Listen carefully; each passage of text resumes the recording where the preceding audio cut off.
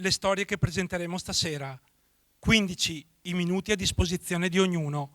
Infinite le idee in sala che potranno trovare ispirazione. Inizia Idee Vive 2024. Sacrificio, team e passione sono i valori che hanno guidato la carriera sportiva nel mondo del tennis di Luca Serena, amministratore delegato di Serena Wines 1881, una delle più note e importanti aziende vinicole del territorio, conosciuta in tutto il mondo e di cui rappresenta la quinta generazione. Per 2 anni consecutivi numero 1 al mondo nella classifica Over 35. Con la maglia della nazionale, 3 volte campione del mondo e campione europeo con il Tennis Club di San Vendemiano. Di recente si è riconfermato all'apice durante i mondiali ITF di Lisbona, nella categoria Over 40, conquistando il titolo nel doppio maschile e l'argento nel doppio misto. Il suo palmarès è impressionante. Dal 2015 ha vinto oltre 30 titoli internazionali. È l'esempio di come la passione e la volontà possano trasformarsi in consapevolezza e competenza nel rafforzare da oltre 20 anni valori, reputazione e crescita aziendale, facendoli convivere con dedizione e successi per il tennis a livelli internazionali e traendone sicuramente da quest'ultimo ispirazione. A Idee Vive 2024, Luca Serena.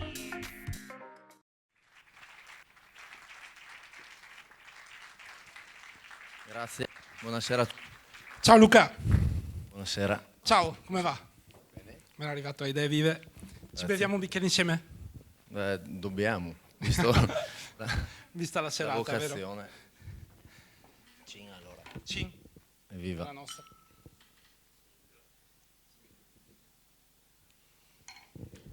Allora Luca, tanto volevo raccontarmi un po' con te di questa cosa, di questa tua passione per il tennis, di questa cosa che ti sta prendendo così tanto da farti vincere tutti questi tornei, queste affermazioni che hai avuto. Ci racconti un po' da dove parte questa passione?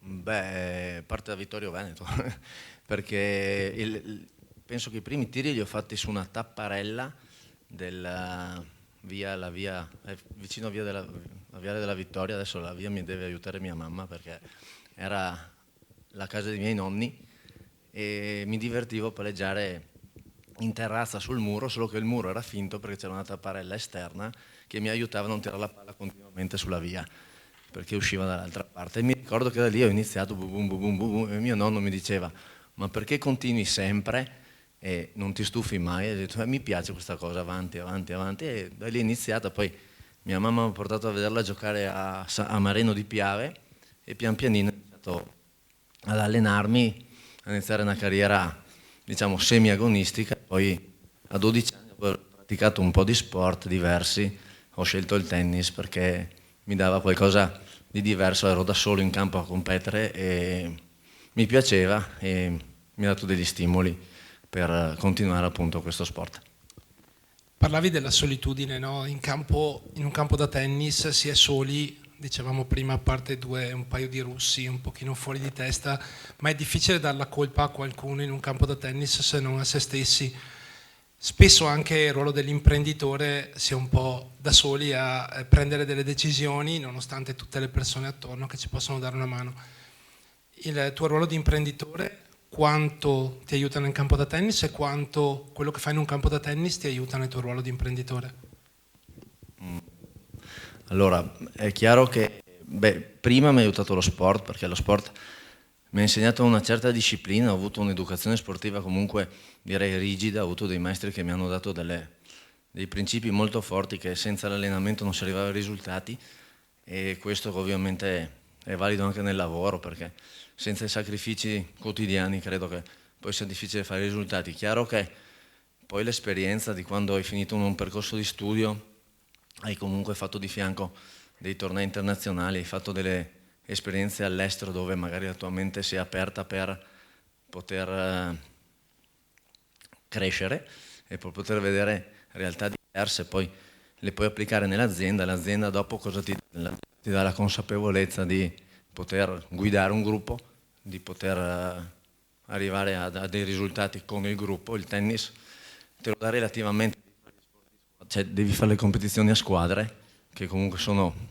a me hanno appassionato molto quando ho iniziato a far parte delle squadre a 18 anni, prima Bassano, poi Vicenza, poi ho iniziato i percorsi nelle squadre all'estero, quindi ho imparato a cosa vuol dire uno sport individuale, adattarlo comunque ad una squadra, perché ci sono i doppi, ci sono comunque i risultati che non dipendono più solamente da te, che se vinci il tuo singolare sei soddisfatto, però è più importante quella domenica che vinca la squadra, e quindi questo poi con l'azienda aiuta a collaborare con le persone, e dall'altra parte l'azienda mi ha restituito un po' di consapevolezza appunto di quello che vuol dire andare d'accordo con tante persone, crescere di ruolo, perché comunque in azienda non sono nato imparato, ho dovuto fare anche io il mio percorso, poi ovviamente arrivi amministratore delegato, devi essere, anche se è un'azienda familiare, ma hai tante persone dietro che ti devono ascoltare, seguire e soprattutto poi aiutare nel raggiungere gli obiettivi. Una delle frasi che mi è sempre piaciuta di più parlando di tennis, no? L'ha detta un certo Gianni Clerici, che è probabilmente il più famoso giornalista sportivo di tennis, compianto, che diceva che il tennis è innovazione continua della tradizione. Sembra un gioco di parole, ma abbiamo visto come i materiali si evolvono, il gioco si evolve, ogni volta che arriva un nuovo giocatore è diverso. E tu fai parte della quinta generazione di un'azienda che è nata, come da vostro slogan, nel 1881, no? E quindi più tradizionale di quella. Quanto è importante innovarsi continuamente nel gioco del tennis, ma anche nell'azienda e nella vita aziendale di tutti i giorni? Beh, sei stato bravo, perché qua sono sicuro che hai letto il nostro sito, perché nel nostro sito c'è scritto 140 anni di storia con innovazione, tradizione e passione. Allora, devo dire, innovazione e tradizione nel campo vinicolo sono due parole inflazionate, però purché inflazionate è la verità. Cioè, la tradizione della cultura vinicola, ovviamente devi avere la passione di portarla avanti, però devi rispettare quello che è un ciclo della terra, dell'uva, e poi comunque, per quello che riguarda noi che siamo un'azienda di Prosecco, adattarti a quello che sono le metodologie per farlo, che sono molto moderne, tecnologiche, perché il Prosecco si fa in poco tempo in autoclave, che uno dice che grandi, che quantità, però il Prosecco, grazie a questo, alla tecnologia, ha fatto un successo mondiale. Oggi è il primo vino venduto al mondo e credo faccia dell'Italia è un fiore all'occhiello di quello che è il patrimonio italiano. Per quello che riguarda il tennis, qua devo dire la verità, io non sono uno che si è innovato, perché il mio gioco è rimasto un po', da quando ho capito che la mia predisposizione era quella di andare a rete e di fare i punti a rete, ho sempre battuto su quello, poi la condizione fisica pian piano negli anni peggiora e quindi arrivi a rete un po' più tardi, arrivi a rete un po' più stanco, arrivi a rete il primo set, il secondo arrivi a metà campo, il terzo speri di arrivare a finire la partita, però insomma forse l'innovazione è quella di arrivare a finire le partite, poi la tradizione è quella di farle.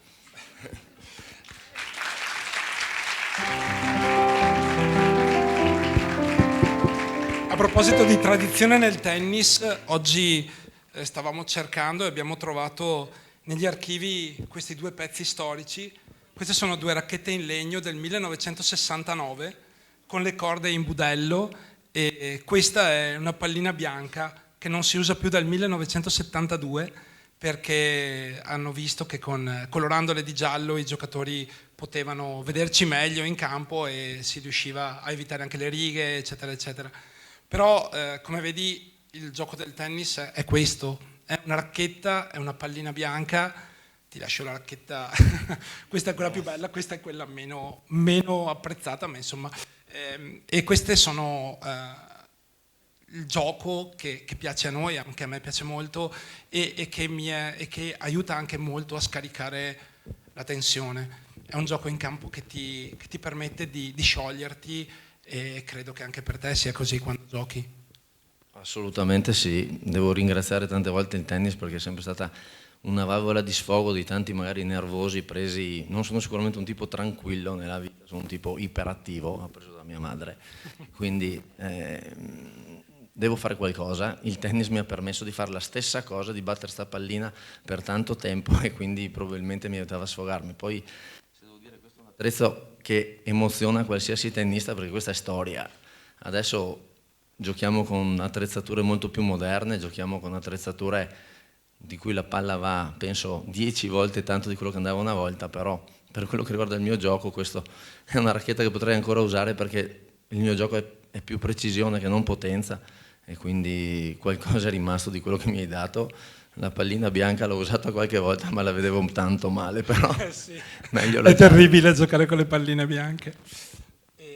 Se volessi fare una chiusura per dire a un ragazzo giovane che magari dice bah, ho tanti impegni, lo sport magari lo metto in secondo piano finché gli impegni sono talmente soverchianti da abbandonarlo del tutto. Cosa gli diresti in questo momento, tu che di impegni ne hai da imprenditore, ma che comunque il tempo allo sport comunque di agonistico lo ricavi?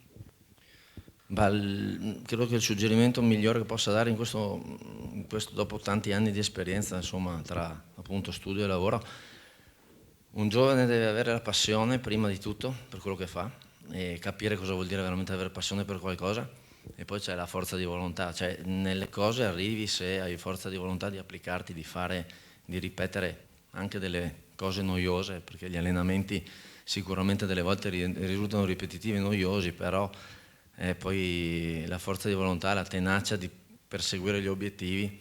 Il tennis in questo è letale, perché veramente se non ti alleni in un certo modo, almeno da piccolo, per creare una mentalità, non ti perdona nulla, a meno che tu non abbia un talento incredibile. Però io scommetto che Sinner, che secondo me ha un talento incredibile, ad oggi credo che lo conosciate tutti cosa sta facendo a 22 anni, si alleni veramente tanto e abbia voglia di progredire, però la sua forza è che ha una testa e una maturità che magari gente dalla sua età non ha.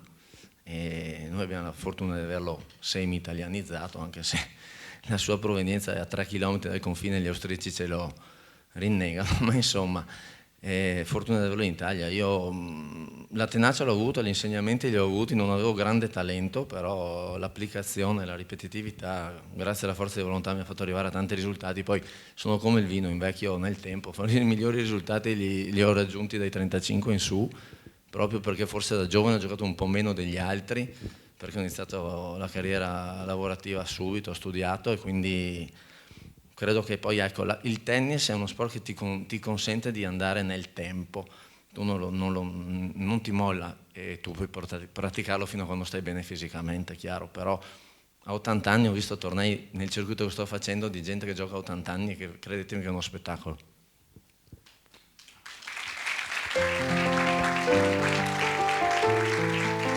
Grazie mille di questa chiacchierata, Luca, è stato veramente un piacere averti come primo ospite di questa edizione di Idee Vive, Idee Vive 2024. Luca Serena. Grazie mille, grazie dell'invito e complimenti per l'idea. Siamo stati dentro i tempi, quindi siamo stati anche bravi. Adesso possiamo bere ancora. Sì, possiamo farci un altro goccio alla facciamo. Sì. Grazie.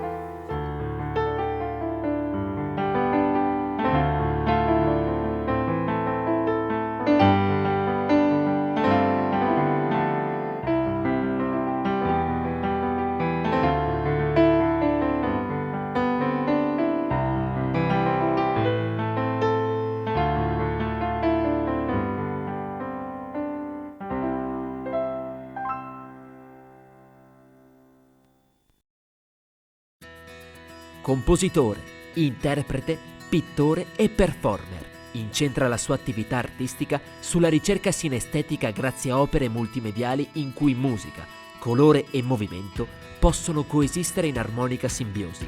Da sempre convinto che la musica possa aggregare a sé tutte le forme d'arte, le sue opere danno vita ad un'idea d'arte germinativa.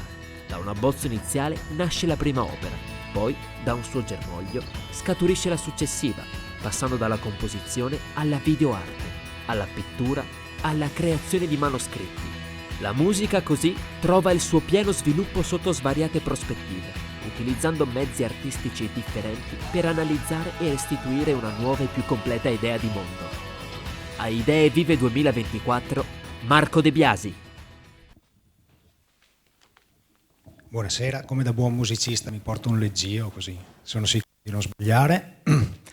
Allora, voi sapete un frattale è una figura geometrica che ripete se stessa all'infinita, come il cavolo romano, che crea quelle strutture che si ripetono continuamente. Ecco, secondo me la musica, e più in particolare il suono, è come un frattale, cioè è la rappresentazione della vita che genera se stessa. E questo perché una nota, quando noi la ascoltiamo, non è solo la nota che ascoltiamo. Qui vedete un pentagramma con delle note. La prima nota laggiù in basso è un Do, che il maestro ci suona. Ecco, insieme a questa nota ci sono una serie di altre note che creano quello che noi chiamiamo timbro, e sono i suoni armonici che sono contenuti nella nota principale, che il maestro ci può far sentire. Ecco, questi suoni, se vediamo la prossima diapositiva, quando noi suoniamo una corda, questo è il suono principale, e insieme a questo suono principale ci sono delle parziali armoniche che cominciano a risuonare insieme al suono principale, ed ognuna è in proporzione con l'altra. Il primo suono armonico è la metà della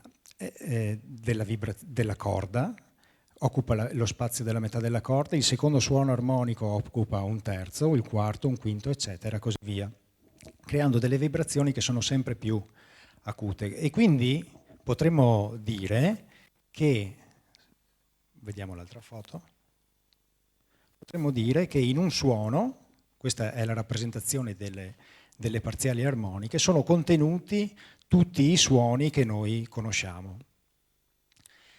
E per quel che riguarda il colore, invece, rifacendomi alla teoria di Kandinsky esposta nello spirituale nell'arte, sono venuto a conoscere che anche i colori hanno il loro modo di relazionarsi tra loro. Infatti si dividono in colori primari, secondari, colori terziari, colori caldi e colori freddi, e i colori tra loro hanno dei rapporti di complementarietà e di opposizione per il movimento che generano nell'occhio di chi li guarda. Così, mettendo insieme le due caratteristiche, quella del suono e quella del colore, attraverso un'intuizione che non è nata così per caso, ma è nata attraverso lo studio, un'intuizione che parte dalla storia, che va dalla filosofia pitagorica fino all'arte contemporanea, che passa per il Rinascimento con Arcimboldo, che è stato il primo a creare una relazione tra suono e colore, per la fisica di Newton e per tutte le sperimentazioni che nel Bauhaus, che è nato proprio insieme a Kandinsky, sono state fatte. Ho creato una relazione tra appunto la fisica del suono e le peculiarità del colore, per cui per me il Do è rosso, il Sol giallo, il Fa è blu. E se vediamo la foto successiva, ho cercato di visualizzare nelle ascisse le note fondamentali che noi abbiamo nella scala, e qui ci sono tutte e ripercorrono lo spettro cromatico. E invece, scusate, nelle ordinate, nelle ascisse invece c'è lo sviluppo di tutti i suoni fondamentali con gli armonici. E io utilizzo questo schema qui per comporre i miei pezzi in cui il suono e il colore viaggiano insieme.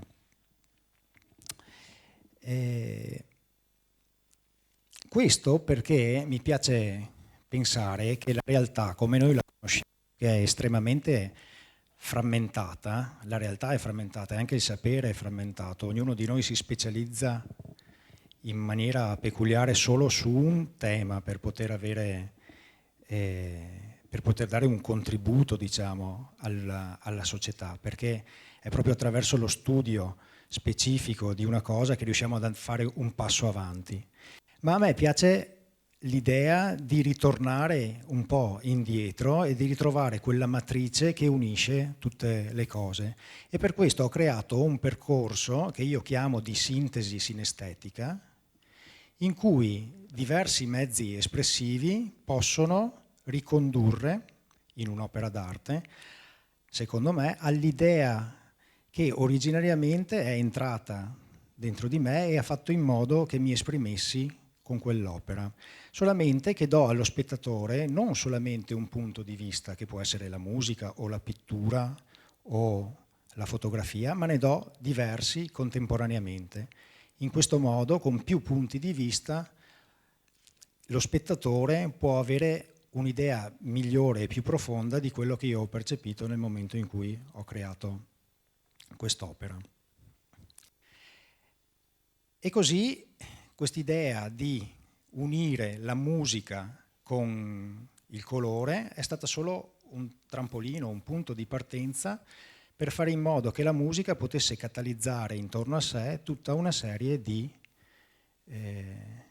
progetti. Qui per esempio c'è la relazione tra la musica e la pittura. Questo è un quadro che ho fatto in cui rappresento una chitarra, ma la pittura mi riconduce anche a poter creare delle strutture che vado ad inserire all'interno dei brani musicali, perché la struttura del quadro si rifà alla struttura del brano, per esempio, e i colori che sono inseriti nel quadro vengono trasformati in musica. Adesso spiegarvi come è un po' difficile e non c'è neanche una regola matematica che lo spiega, perché poi è una questione di sensazioni. La cosa bella è poter unire la regola con la creatività e quindi far diventare la regola un qualcosa di vivo, di fluido, di malleabile. Qui mi sono invece dedicato alla grafica. Questo è un quadro in cui su una tavola di legno, prima dipinta di bianco e poi dipinta di nero, ho inciso il disegno di un bonsai e dai rami di questo bonsai si dipartono i righi musicali e su questi righi ci sono le note del brano che ho scritto. Quindi la mia idea è creare un manoscritto che non sia solo un pezzo di carta su cui ci sono delle note, ma che diventi una vera e propria opera d'arte. E quindi con una punta di metallo ho scavato fino a rincontrare il bianco nuovamente. Nella prossima immagine c'è un'installazione. Ho fatto 2 CD nella mia carriera, ormai il CD è una cosa che sembra obsoleta, in realtà è un oggetto che io ho usato tantissimo e che è molto bello quando lo usi, perché decidi di dedicare del tempo alla musica. Invece Spotify lo accendi e lo spegni con una facilità incredibile, non ascolti neanche quello che arriva alle tue orecchie, perché tanto lo puoi riascoltare anche dopo in un altro momento, oppure cade la connessione. Invece il CD è lì, lo metti in uno stereo che compri apposta e quindi ci dedichi del tempo. E io ho voluto dare l'idea che il CD sia un'opera seriale. Qui ho costruito delle copertine in un quadro di 2 metri per 1, che sono tutte diverse tra di loro, perché sono copertine fatte in cartone, tela, stampate e dipinte a mano, per cui ognuno di coloro che ha comprato una copia del CD ha la propria copia personalizzata. E qui mi sono confrontato con la fotografia, ero partito dall'idea di fare un video su un brano musicale che avevo scritto nel 2015 dedicato alle vittime del Vajont, e poi per una serie di coincidenze nelle quali mi sono trovato ho visto che la fotografia poteva essere, insieme alla musica e al video, un elemento utile per sviluppare quest'idea, e allora invece di 2 arti ne ho unite 3. La prossima.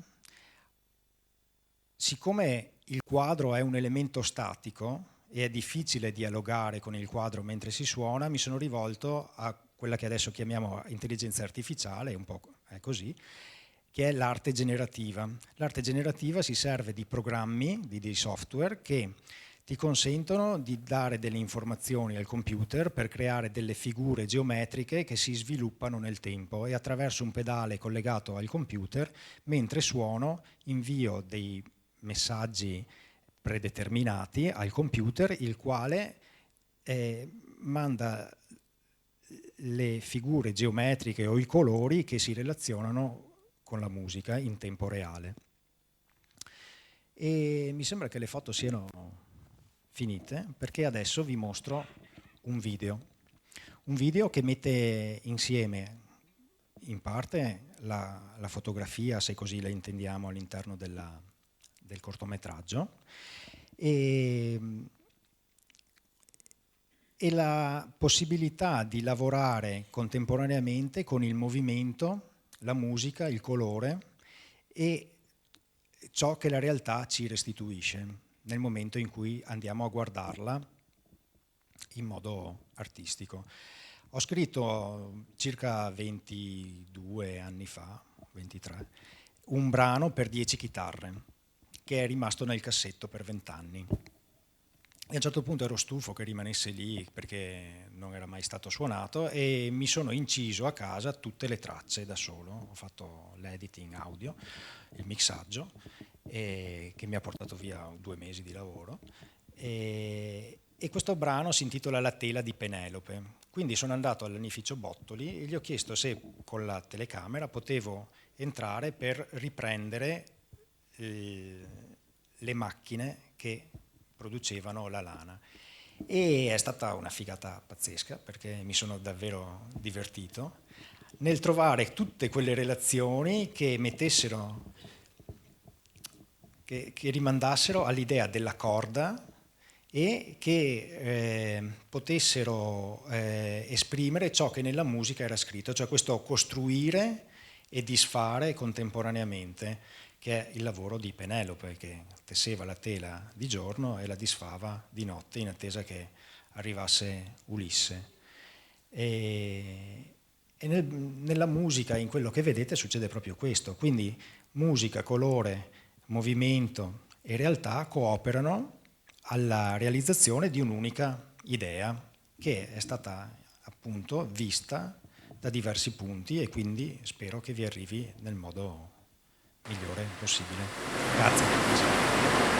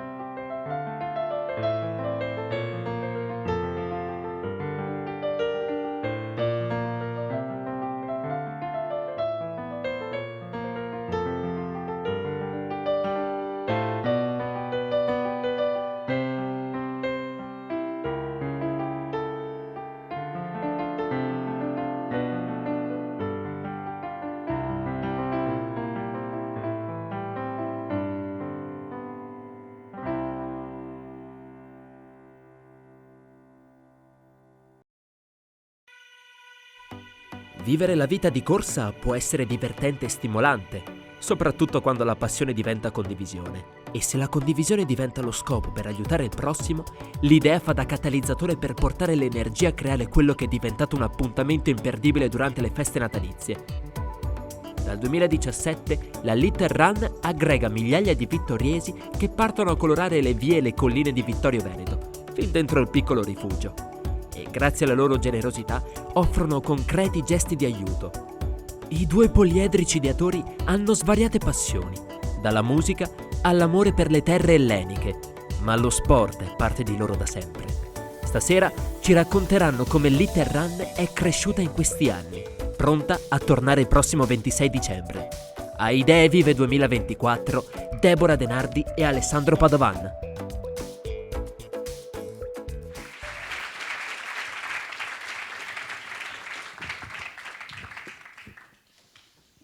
Uno deve rimanere seduto, dai. Scusate, devo portarla via. Allora, la nostra idea nasce... Il problema è confrontarsi con quello che abbiamo visto adesso, che Sì, è no, meraviglioso, io sono- davvero. sì, Siamo rimasti sono molto ancora- emozionati, davvero. Molto, C'ho ancora molto bello. l'emozione dal video di Marco. Anche bravissimo. l'intervista del dottor Serena, bellissima anche quella. Sì. Noi E- facciamo qualcosa di estremamente diverso e di solito parla sempre per prima lei, questa volta parlo io. Sì, sono un po' E- emozionata a vedere questo video. No, allora, la nostra Innanzitutto idea che nasce... cos'è Little Run, perché Sì, non tutti lo adesso sanno. devi lasciarmi parlare, però, Sì. ok? Boh. È sempre così. Allora, cos'è Little Run? Perché probabilmente qualcuno in sala può anche non conoscerla male, ma può essere. Little Run è una corsa, una giornata, una camminata, una giornata che noi abbiamo pensato di creare il 26 dicembre, quindi il giorno dopo Natale, il giorno di Santo Stefano, che la data sì, non è che nasce così a caso, è stata proprio pensata perché noi cerchiamo di attirare le persone, poi tanti vengono anche perché si sentono un attimo appesantiti dal giorno prima, quindi uniamo un po' l'utile e il dilettevole. Ecco, lei lo dice in maniera scherzosa, ma in realtà è stata una scelta molto ponderata. Abbiamo deciso di fare qualcosa appena dopo il Natale, quando molto tra virgolette le persone si sentono più buone, hanno dei sentimenti sicuramente migliori, sono molto più distese e hanno una giornata, quella dopo il 25, in cui hanno mangiato e bevuto e vogliono anche riscattare in qualche modo la loro condizione un po' seduta e vengono a fare questa cosa che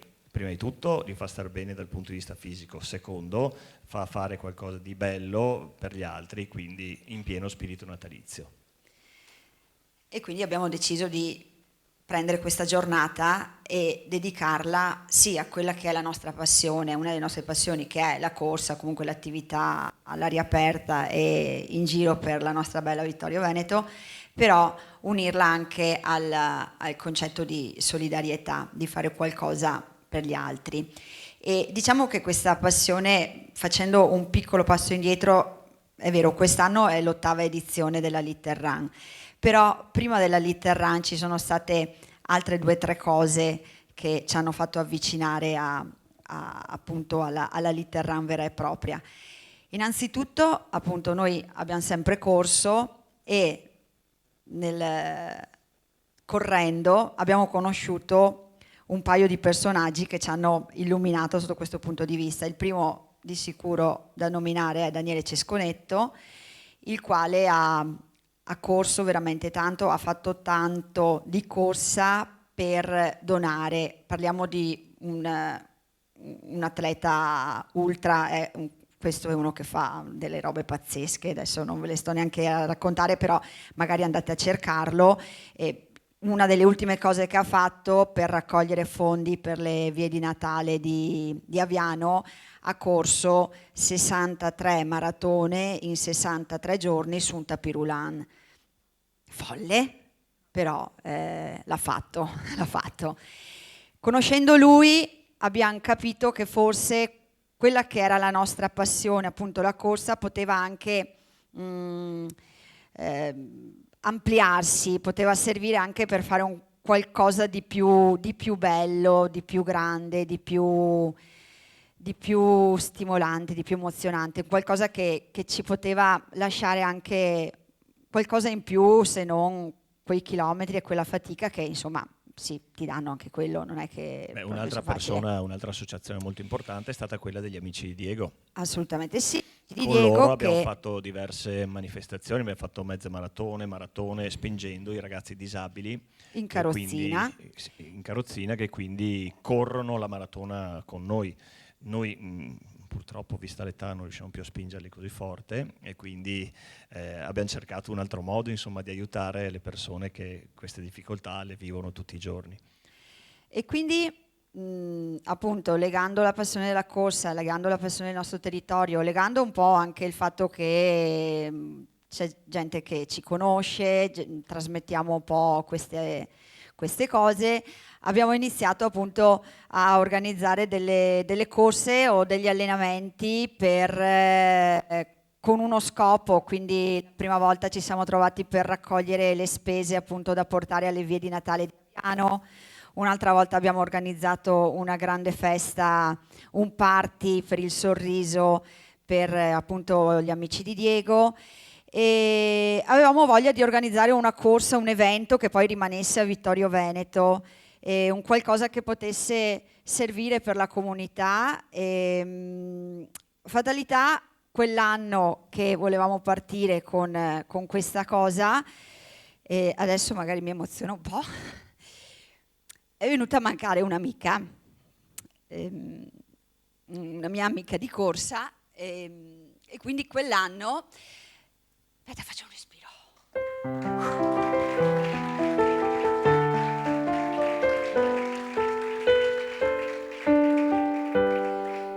Quell'anno abbiamo deciso appunto di organizzare una corsa per ricordare Giorgia. E quindi tipo...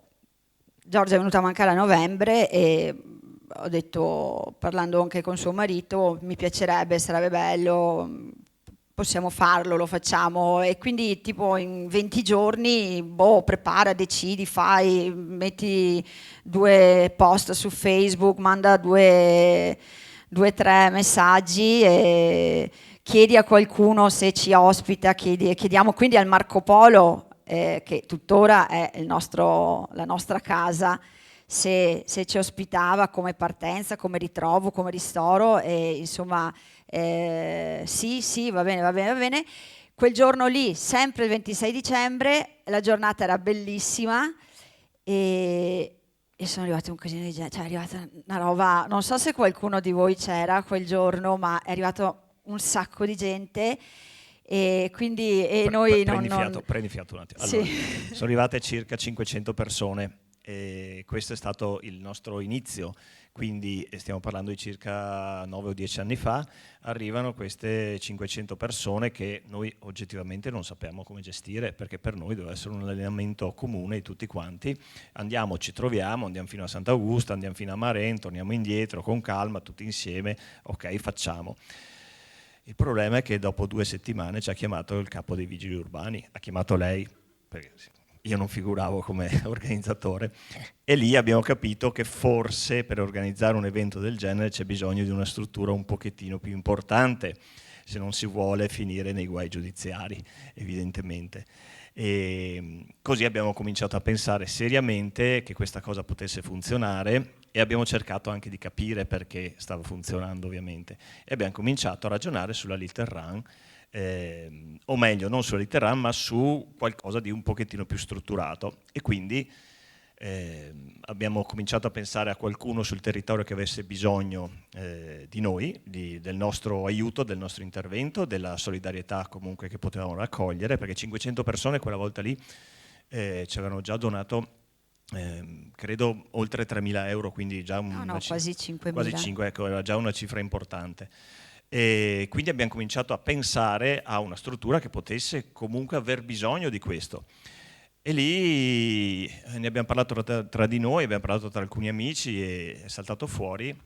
È saltato fuori appunto il piccolo rifugio.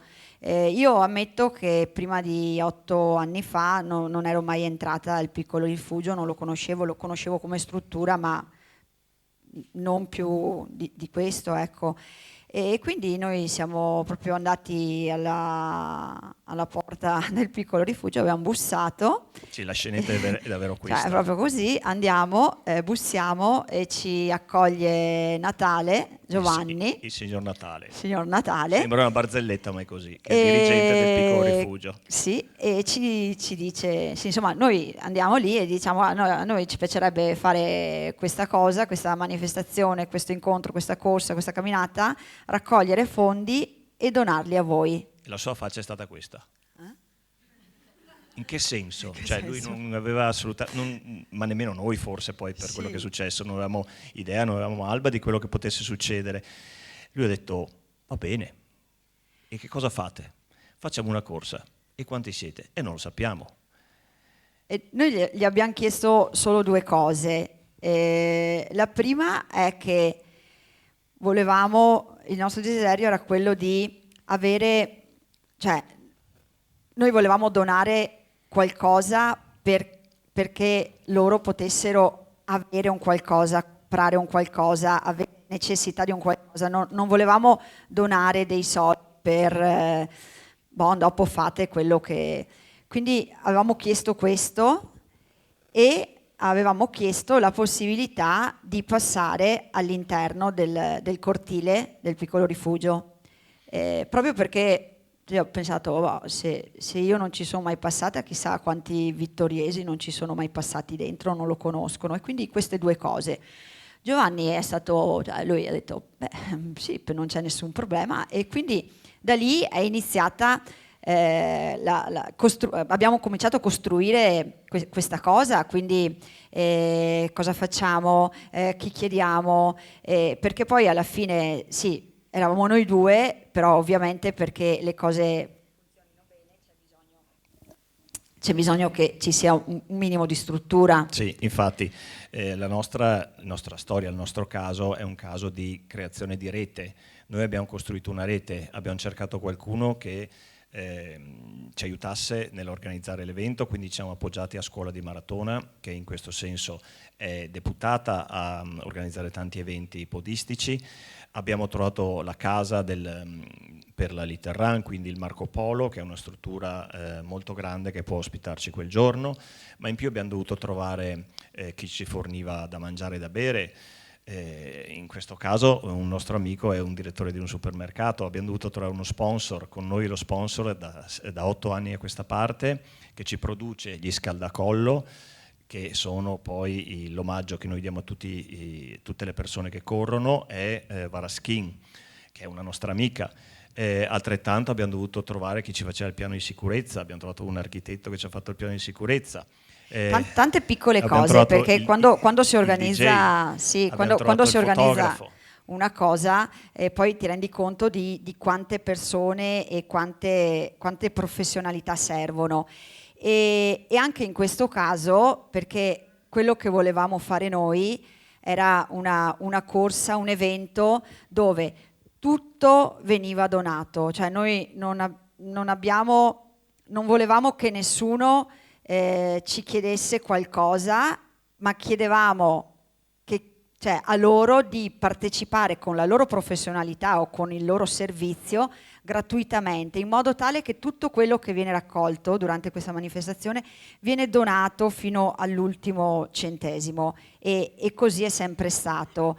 E quindi c'è stata veramente una rete, un aiuto globale di tanti amici e poi amici di amici, e che ogni anno è cresciuto. Per farvi capire dove siamo arrivati, noi abbiamo donato circa, noi, Little Run e voi, chi ci partecipa, noi non abbiamo fatto niente da questo punto di vista, abbiamo solo messo insieme le persone, 95.000 euro in quest'anno, che sono serviti per comprare un pulmino. In questi 7 anni. In questi 7 anni, per comprare un pulmino, per arredare una casa e quant'altro, ma questo è perché avevamo degli obiettivi chiari, quindi oltre ad aver costruito la rete abbiamo avuto come obiettivi chiari quelli di una donazione specifica a quell'ente specifico. Volevamo come sotto-obiettivo che tutti cominciassero a conoscere il piccolo rifugio, quindi abbiamo fatto passare la corsa apposta all'interno del piccolo rifugio.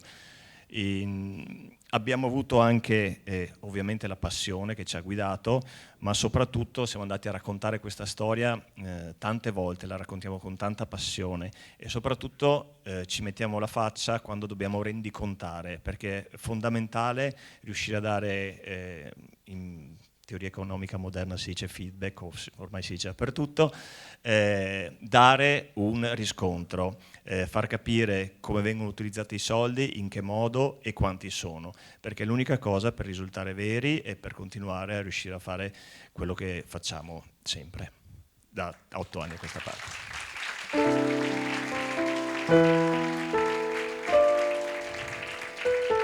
Stai andando fuori tempo massimo, Sì, Deborah. dai, ancora un minuto. Niente, quindi quello che noi e chi partecipa poi alla Little Run riesce a dare a questi ospiti del piccolo rifugio, oltre alle cose materiali, perché con i soldi appunto delle donazioni possono fare i massaggi per il dolore, vanno in vacanza al mare, in montagna, grazie all'associazione Scavinato, dei volontari che sono con loro tutti i giorni e quindi noi non li ringrazieremo mai abbastanza. Fanno il corso di teatro, corso di pittura, ginnastica, fanno un sacco di cose. La cosa bella e davvero è emozionante è che quel giorno loro sono con noi, loro vengono a camminare, noi passiamo dentro casa loro, loro ci fanno il ristoro, ci salutano, sono felici. Cioè, vedere la felicità negli sguardi di queste persone, la gioia di sapere che un'intera città quel giorno è lì per loro e con loro, vabbè, non ha prezzo e quindi è una cosa veramente figa.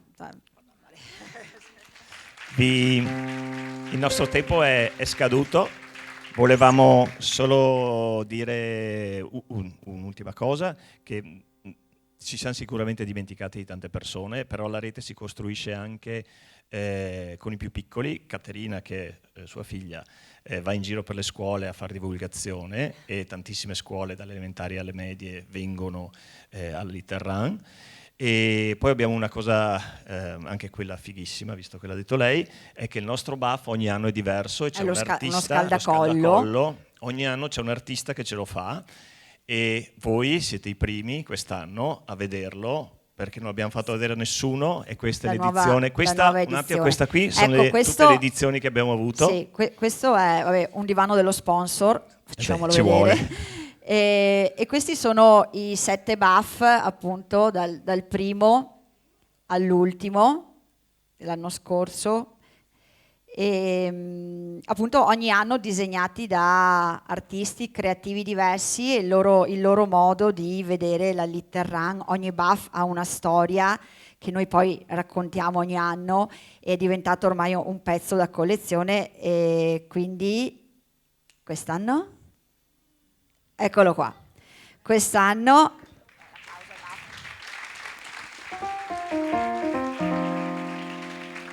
mi dispiace che questa sera non ci sia qui Alice dello studio di design di Emo Design di Vittorio Veneto, perché è la ragazza che lo ha disegnato, però purtroppo ha avuto un lutto in questi giorni.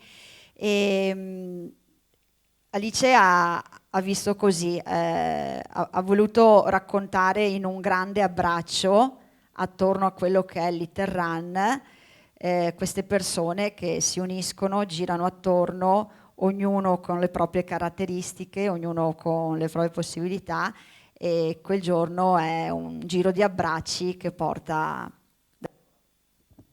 Grazie. Scusate che siamo andati.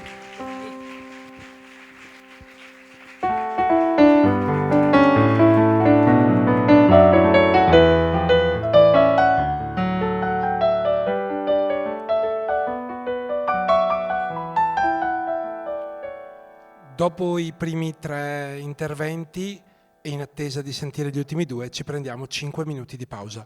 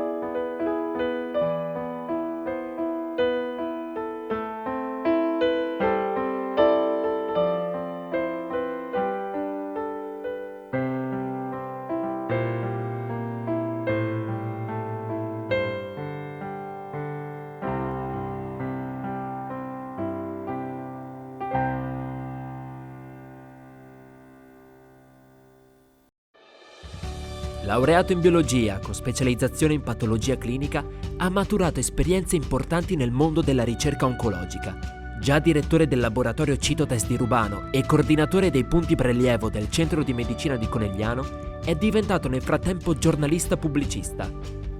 È redattore dell'Osservatorio Terapie Avanzate, il portale italiano per la divulgazione e l'informazione sulle nuove frontiere della ricerca.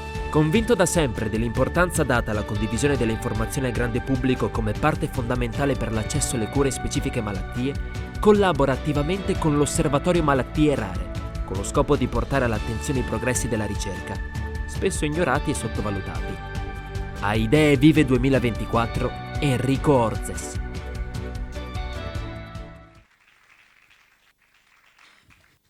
Buonasera.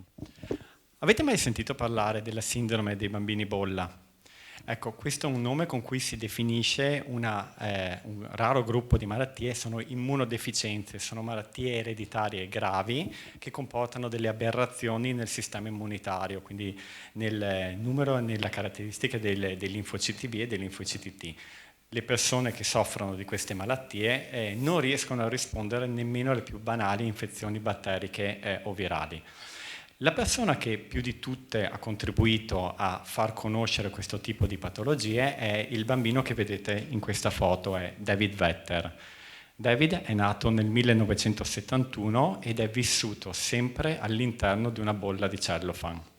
Ora, tutti noi abbiamo i ricordi della pandemia e delle restrizioni ben chiare, quindi sappiamo dare un valore alla parola isolamento.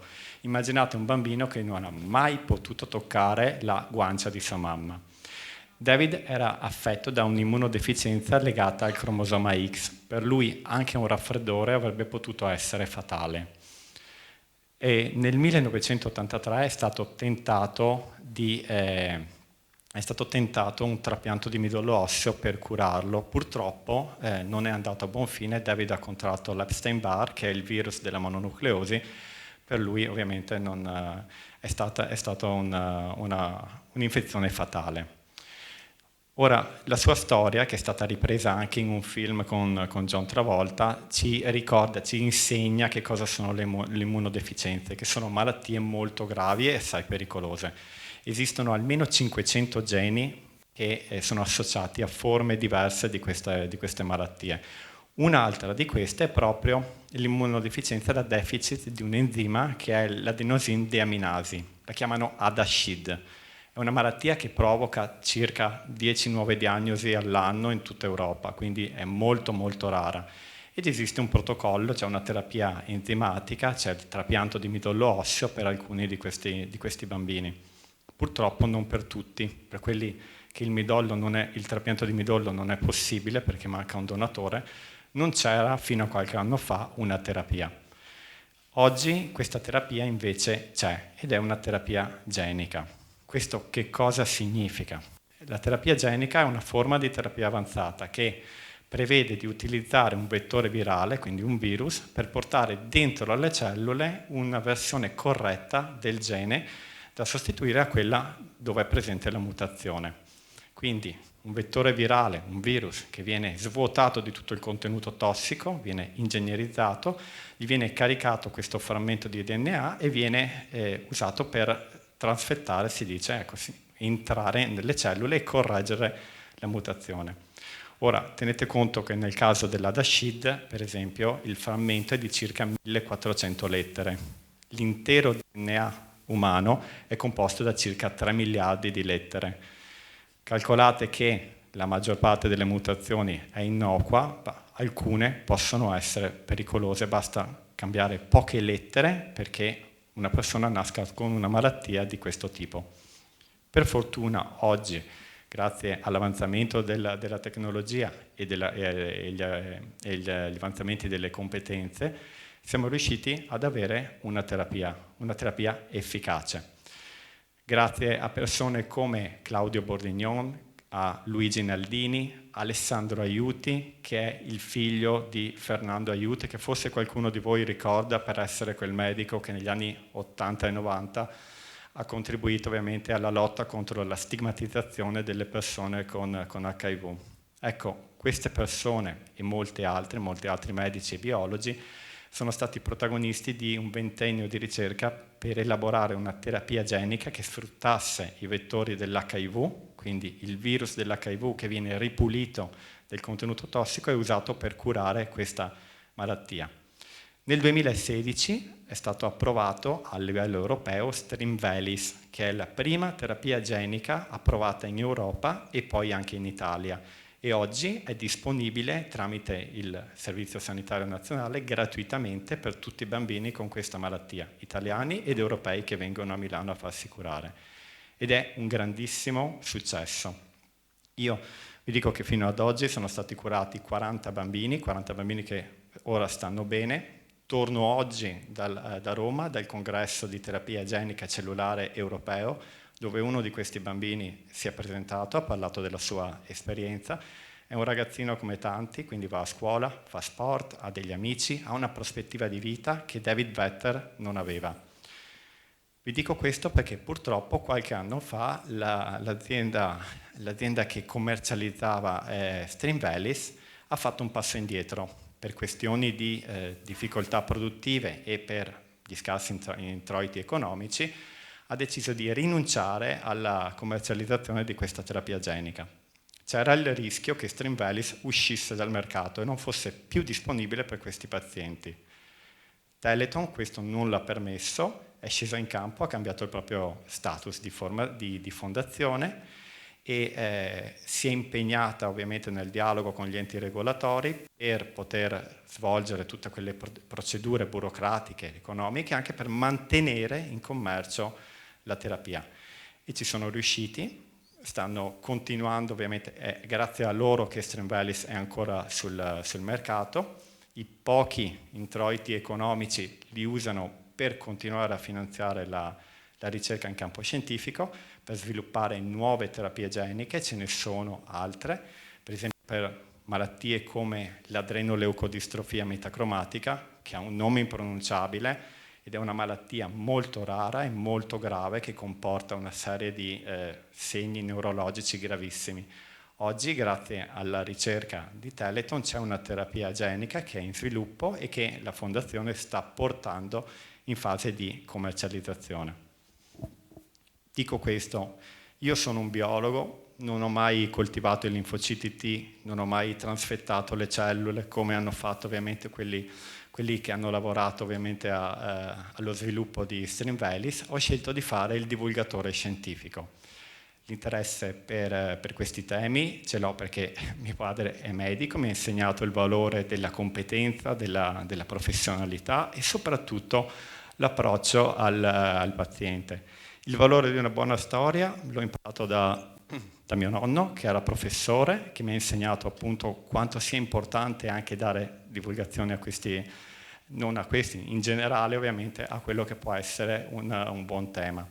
E questo è un buon tema perché la medicina e la biologia sono ricchissime di storie come questa, storie fatte di persone semplici, di medici, di biologi, di ricercatori, di biotecnologi, persone che svolgono compiti straordinari tutti i giorni, che continuano a fare ricerca ovviamente per arrivare ad avere delle terapie importanti come questa e come tante altre che possono cambiare il futuro, la prospettiva di persone come David. Ecco. È importante sapere questa cosa perché queste sono le idee vive, sono le vere idee e vive che dobbiamo conoscere, lo sono queste terapie, perché da questa conoscenza parte ovviamente la spinta verso un ottimismo, verso una prospettiva anche positiva per il domani. E queste non devono essere scambiate, anzi, con le fake news o tante ovviamente informazioni sbagliate che oggi circolano e che sviliscono il valore della ricerca scientifica, che è quella di creare competenza e soprattutto darci una prospettiva migliore, una qualità di vita migliore per il domani. Grazie.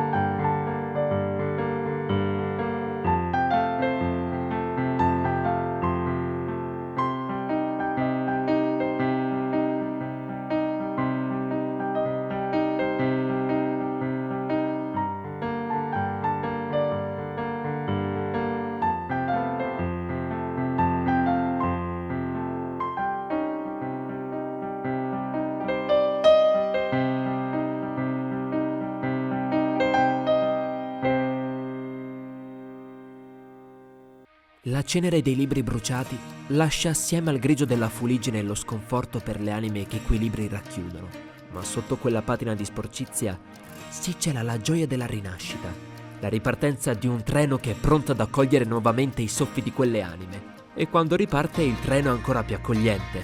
Ascoltare il capotreno è esso stesso un viaggio, fatto di generosità e di contatti inaspettati che portano a nuove e impreviste fermate. Il capotreno è formatrice e studiosa di letteratura per l'infanzia, titolare della libreria Il Treno di Bogotà, che ha ricevuto negli anni il premio Andersen come miglior libreria per ragazzi d'Italia. Cura laboratori nelle scuole, prevalentemente di area letterario-narrativa e multiculturale. A Idee Vive 2024, Vera Salton.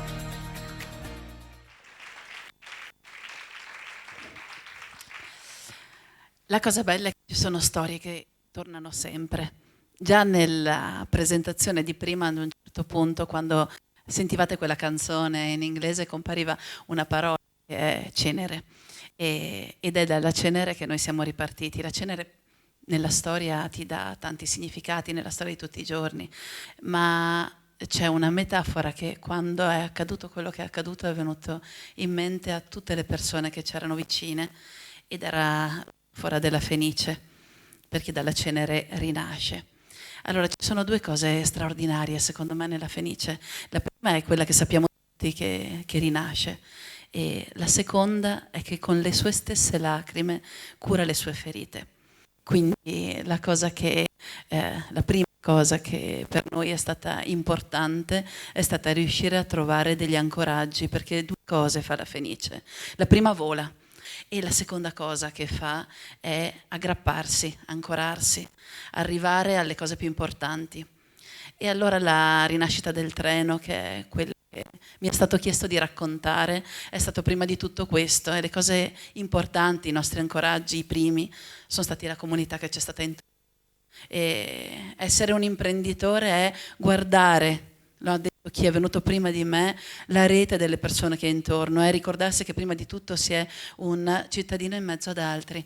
E la cosa più bella di questo essere cittadino in mezzo ad altri è stato tutto quello che è arrivato da subito, da quel mattino e nei giorni successivi. Sono stati per me prima di tutto i bambini. Se mi chiedete perché il treno è riaperto e perché il treno è ripartito, per me la risposta è questa. Perché io di mio avrei anche potuto fermarmi, continuare gli altri lavori per cui ogni tanto non mi vedete in libreria e che parallelamente seguo, però hanno dei nomi quei bambini. Per me è stato Filippo che voleva portarmi giù tutti i libri della sua libreria comprati al treno di Bogotà perché avesse di nuovo dei libri da vendere. Sono stati un gruppo di bambini di una scuola materna che a mia insaputa ogni pausa, subito dopo il momento della nanna, si ritrovavano in cerchio a parlare di quello che era successo e di come stavano, non perché gliel'avessero detto le maestre. Sono stati bambini che si sono autotassati e mi hanno portato un pugno di monetine. Sono stati quelli che hanno trascinato dei nonni che facevano fatica a camminare a vedere come stavo il giorno dopo dell'incendio. E quelli sono gli ancoraggi importanti. E tutti gli adulti che volevano una mano in un momento in cui tutto quello che c'era là dentro e che io ho scelto di non far vedere perché era il disastro, non si poteva nemmeno prendere in mano perché doveva essere bonificato. E la cosa che è l'altro ancoraggio è tutta la storia del prima, perché 23 anni di storia sono quello che forse ci ha ancorato di più a rimanere e a sognare il dopo. E sono tutte le persone che sono passate e gli insegnamenti che prendi da ciascuna di loro.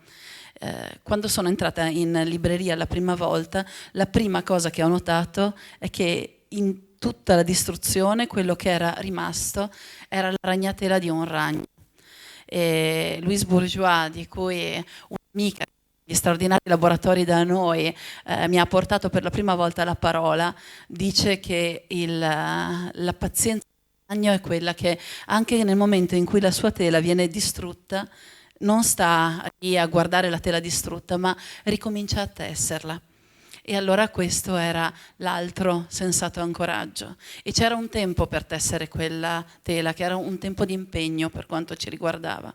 Ecco, forse quello che ci ha dato la spinta maggiore è stato che a fianco delle storie che passiamo il tempo a raccontare, l'altra parte è che la vicinanza con una serie di cose che fanno parte della storia del treno, perché il treno è anche un punto di biblioterapia, e quindi conoscere la parte terapeutica della psicologia ci ha detto che noi dovevamo riuscire a risolvere questa cosa in un breve tempo, perché il lutto ha una sua elaborazione limitata.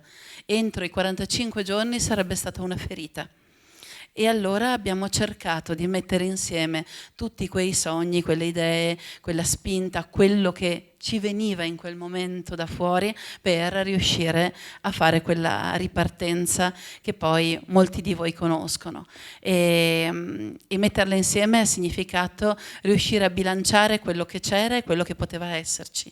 E una delle cose che è stata scritta nella presentazione di questa serata per quello che riguardava il mio intervento è che la letteratura è leggere un sogno d'altri.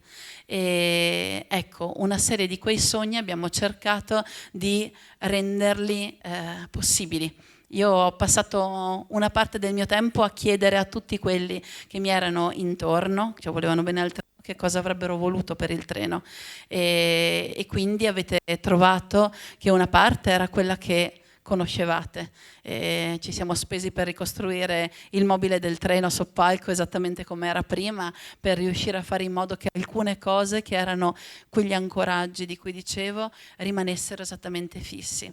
E poi c'è la parte che è stata più un gioco del sognare come potevamo far sì che una cosa che potenzialmente era la cenere distrutta diventasse un qualcosa che invece portasse un più. Ed è stato il riuscire a trovare un luogo in cui, se adesso venite, noi siamo frutto di una solidarietà sociale, quindi abbiamo voluto in un certo senso riuscire a restituirla, per cui la stanza che è giù da basso in questo momento per me è un orgoglio più grande di quella che c'è al piano sopra, perché al piano sopra è la libreria, ma giù da basso noi abbiamo messo a disposizione 300 giochi da tavolo da poter provare gratuitamente. Ho dei ragazzi che vengono a studiare perché in centro non c'è un posto dove studiare al caldo senza dover consumare qualcosa. Ho una parte per le mamme e quindi ho quella che per me è la restituzione alla comunità, perché alla comunità noi dobbiamo, se siamo sopravvissuti e se abbiamo continuato a sognare.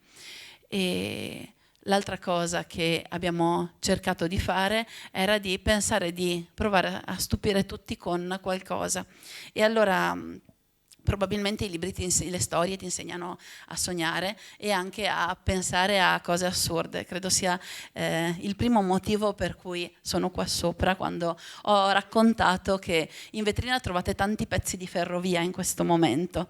E sono perché una libraia a pochi giorni da un incendio ha scritto alla Fondazione delle Ferrovie dello Stato, raccontando al meglio, perché questa è la capacità che ho, quello che era successo, e chiedendo se gli veniva in mente qualcosa che potesse stupire i bambini una volta che avessimo aperto. E le Ferrovie dello Stato in realtà mi hanno risposto dopo altre 2 settimane dicendo: beh, però potremmo pensarci. Adesso non le so rispondere subito, però ci pensiamo. E nel frattempo mi hanno dato il nome di un'altra persona che è un appassionato di treni, si chiama Flavio, ha organizzato mostre a livello nazionale e internazionale di treni e ci ha portato dei pezzi, non solo, ma ci ha fatto una di quelle cose che quando dovete rinascere o rialzarvi da qualcosa vi motivano di più, e sono delle promesse di sogni più avanti. Cioè la vetrina che adesso vedete con il plastico, il diorama che c'è, probabilmente fra 2 mesi sarà un'altra cosa, oppure rimarrà, ma in un'altra parte di libreria troverete un altro pezzo di treno diverso, con l'idea che il treno di Bogotà possa ospitare parti di altre vite di treni veri che hanno vissuto in giro per il mondo. Il treno di Bogotà è una storia dove la carrozza si ferma dove sente il desiderio delle persone di fermarsi. Quel leporello che avete visto all'inizio del video era il libro originale di quando noi abbiamo dato il nome alla libreria, ed era particolarmente bello perché veniva da una storia di coraggio, ed è la storia di una casa editrice venezuelana che stampava. Ora immaginate una giornata come questa, no? Dove voi sentite parlare di guerre in tante parti diverse del mondo. Bene, all'epoca in Venezuela si stampava una rivista per tutta l'America Latina che raccontava ai bambini esattamente quello che stava succedendo. Quanto è difficile per noi adulti parlare della guerra, delle violenze, di tutto quello che accade. Bene, loro, per noi, per i loro bambini, trovavano parole. Era una casa editrice così coraggiosa che è stata bruciata 3 volte a proposito di fuoco.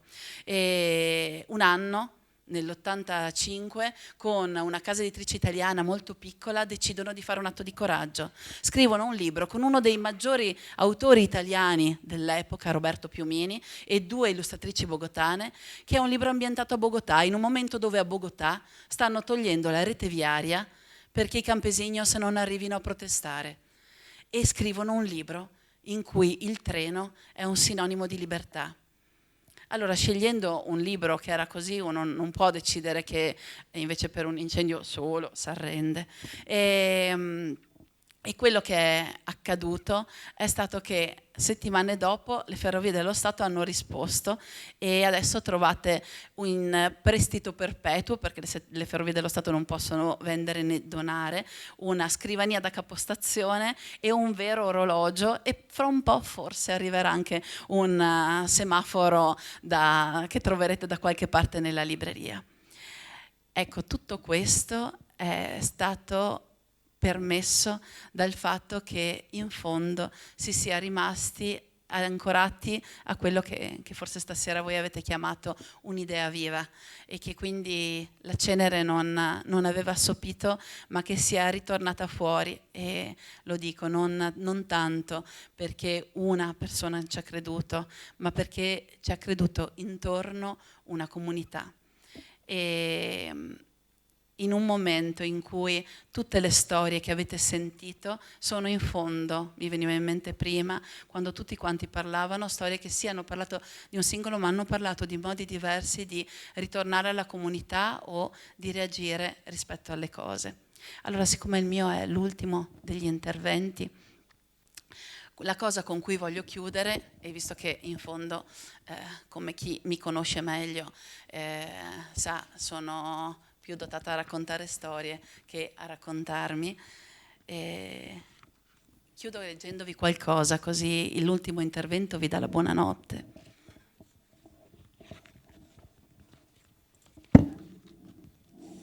Ed è lo scritto di un grande raccontatore, un raccontatore che tra l'altro mi ha fatto conoscere un altro grande raccontatore che c'è in questa sala. Il libro si intitola Ogni volta che si racconta una storia, di Marco Baliani. La voce umana è custode della memoria, una memoria narrativa che ricorda attraverso l'immaginazione e che proprio per questo può sempre, incessantemente, reinventare il mondo narrandolo da capo. Quando i libri vengono bruciati o interdetti, quando il potere vuole cancellare la storia o revisionarla a proprio uso e consumo, quando una società vuole stendere un manto di oblio sulle nefandezze appena compiute, allora si attiva un'altra memoria, quella fondata sulla viva voce del narratore.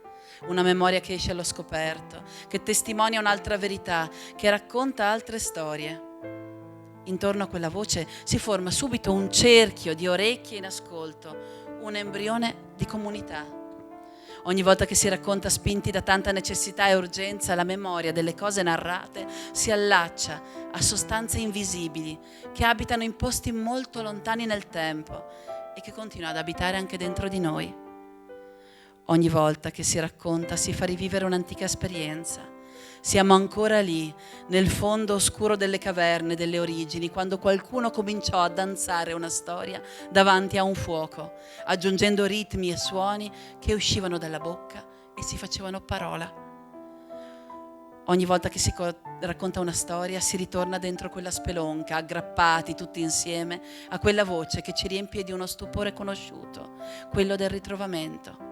Scopriamo che quell'emozione, quella sensazione, quell'esperienza rinnovata ora dalla voce che racconta, l'abbiamo già vissuta, non solo nel nostro breve arco di vita, ma in secoli e millenni di eoni precedenti. In quei momenti riaffiora l'eco di strumenti legnosi, il battito di piedi danzanti e insieme alla gioia del ritrovamento torna la memoria della paura che da sempre ci ha accompagnato. L'antico terrore che viene su dalle forre, dai viali deserti, dalle steppe o dai quartieri di periferia. Forse fin dall'inizio il racconto è servito anche ad allontanare questa paura ancestrale, legata a doppio filo alla nostra specie fragile, senza zanne, senza artigli, con cuccioli che dipendono dagli adulti per un tempo troppo lungo. Per questo ogni narrazione, al di là dei contenuti che veicola e anche al di là delle intenzioni del suo narratore, ha sempre una funzione terapeutica. Mette in relazione gli esseri, ne svela la comune umanità. Raccontare è sempre anche raccontarsi.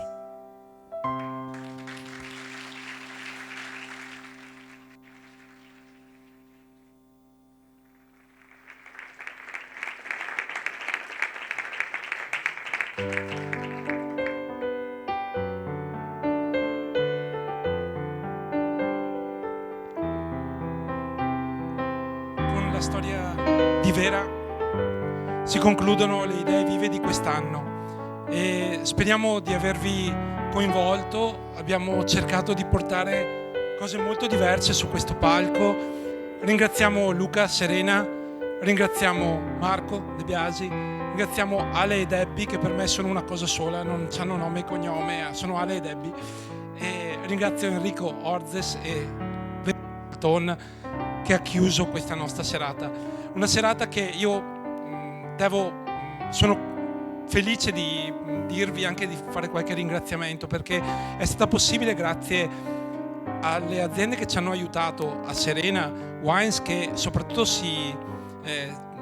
è felice di dirvi che poi alla fine ci aspetta nella caffetteria del teatro per una bicchierata proprio offerta da loro, e quindi che ringraziamo ancora una volta. A Banca Prealpi, agli altri sponsor, a Vapsinta, alla Baiana Gioielli, alla Metoda, alla Brema Group, allo Studio Cabras e a The King Arredamenti.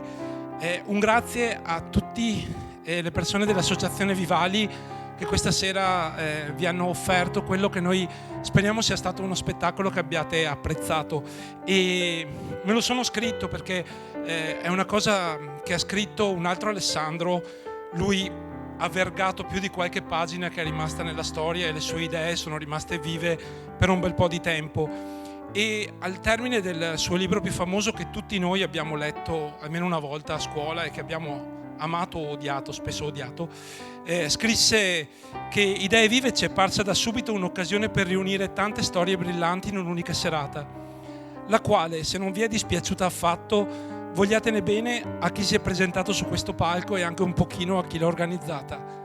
Ma se invece fossimo riusciti ad annoiarvi, credete, non l'abbiamo fatto apposta. Grazie.